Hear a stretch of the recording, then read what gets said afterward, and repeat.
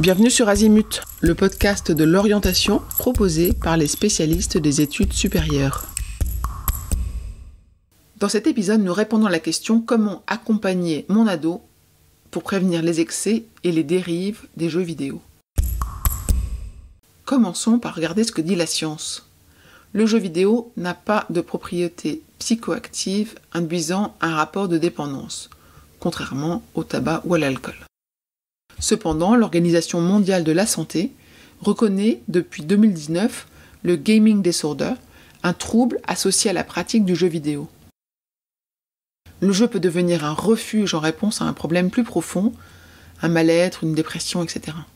Toutefois, dans la majorité des cas, ces comportements sont simplement liés à l'adolescence. En tant que parent, on doit garder à l'esprit que, gratuits ou payants à l'inscription, beaucoup de jeux intègrent des micro-paiements sous forme de passes de combat pour progresser plus vite et débloquer des cosmétiques dans le jeu. Ce système incite les joueurs à jouer plus longtemps et à dépenser de l'argent. Donc attention aux dépenses impulsives. Gardons à l'esprit également que les jeux vidéo multijoueurs en ligne sont aussi des réseaux sociaux. Les joueurs peuvent se rencontrer, échanger sur des chats pour créer des alliances ou des stratégies de jeu, ou simplement discuter. Sans réel système de modération, vos enfants peuvent y faire de mauvaises rencontres ou être confrontés à des discours de haine. Et enfin, avec une pratique raisonnée et responsable, certains jeux sont des outils formidables pour développer certaines aptitudes et compétences comme la communication, l'analyse, les réflexes, etc. Mais aussi pour créer des moments conviviaux en famille.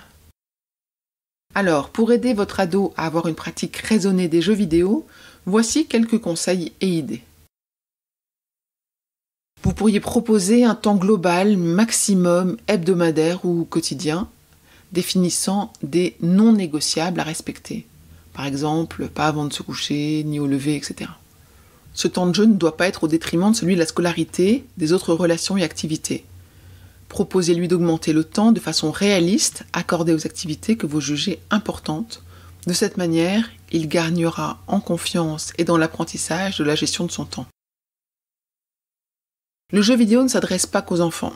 La signalétique PEGI vous indique les jeux recommandés aux plus de 16 ou 18 ans et vous informe de la nature de leur contenu, qui peuvent contenir violence, vulgarité, sexe, etc. Soyez vigilants face à l'isolement. Attention aux signes qui peuvent indiquer un mal-être chez l'adolescent, plus de relations sociales, chute du niveau scolaire, troubles du comportement alimentaire par exemple. Explorez les métiers possibles.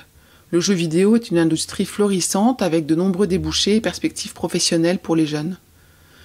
Il y a la production, l'événementiel, la conception, le développement, le commerce, la gestion, etc. Maintenez le dialogue, ne diabolisez pas leurs pratiques et profitez-en pour passer un bon moment ensemble. Car pour de nombreux jeunes, les jeux vidéo sont avant tout une passion. Et nous vous conseillons un site, dont les références seront indiquées dans les notes de l'épisode, qui aide les parents à mieux comprendre les jeux vidéo et à accompagner leurs enfants dans leurs pratiques. Nous vous invitons également à regarder ensemble la vidéo intitulée « Dans ma tête d'ado accro aux jeux vidéo », dont les références seront inscrites dans les notes, afin d'entamer une discussion. Je vous retiens quelques instants de plus pour vous remercier de votre écoute fidèle. Les nombreux messages que vous nous envoyez nous touchent beaucoup et nous lisons toujours les avis que vous nous laissez sur Apple Podcast avec émotion.